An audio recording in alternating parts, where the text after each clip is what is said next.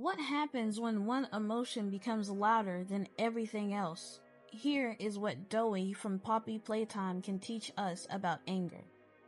I started thinking about this after I noticed something interesting about Doey. Three people inhabit the same body, but when one emotion becomes overwhelming enough, it can really start to feel like that emotion is the one that's making the decision. You can see this all throughout Chapter 4. Jack is usually the one that's associated with sadness. Matthew tends to be the calmer voice of reason, while Kevin is typically much more aggressive.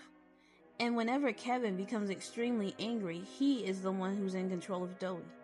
For example, when Jack's mother tries to talk to Doey, Kevin gets overwhelmed with anger and takes control and kills her.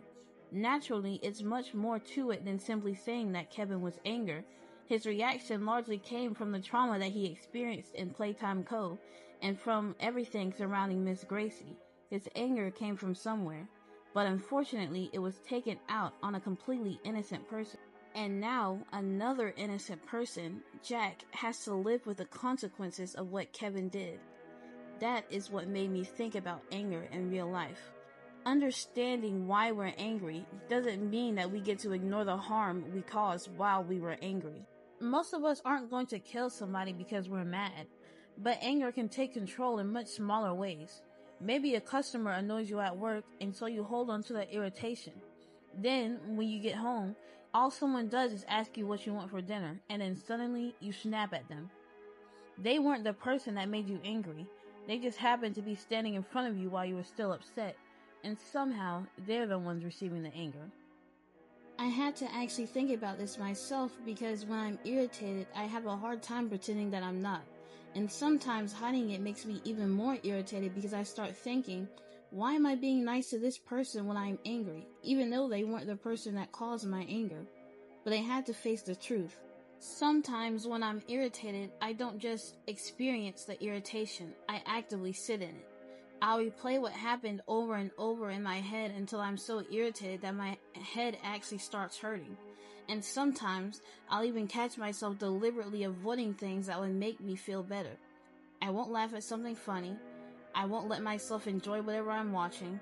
I'll basically think, no, I'm irritated. I'm supposed to be irritated. And unfortunately, I'll sometimes let that affect how I respond to other people. Someone can say, good morning, and I'll say it back, but there's an obvious attitude to it. Not because the person did anything wrong, I'm just still carrying something that happened earlier. And that's when I realized that there's a difference between feeling an emotion and continuing to feed it. I'm allowed to be irritated, but I don't have to spend my entire day proving to myself that I'm irritated and that I need to be irritated. So, when you, like me, notice that you're stuck in frustration, separate the feeling from the decision. Ask yourself, what actually happened? Who am I angry at? And am I still angry because something is actively happening? Or because I keep replaying what happened? You don't have to suddenly pretend you're happy and jolly.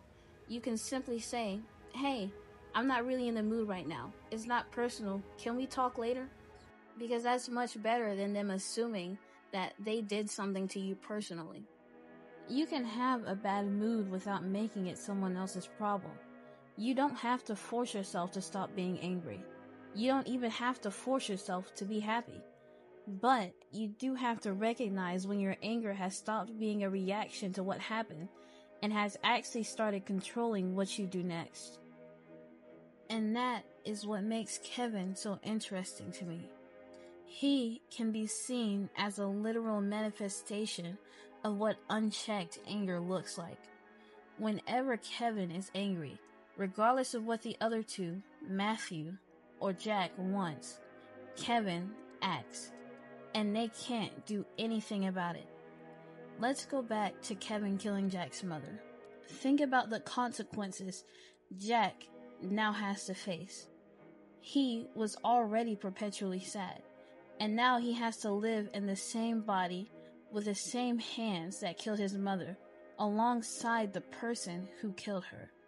He has to coexist with someone who committed an unforgivable act that he can't undo, and he can't do anything about it.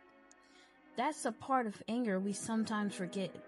Your anger can have an understandable reason behind it that can explain why you acted the way you did, but that doesn't automatically erase the consequences of what you do with it. Saying, "I didn't mean to," doesn't make what happened any less real.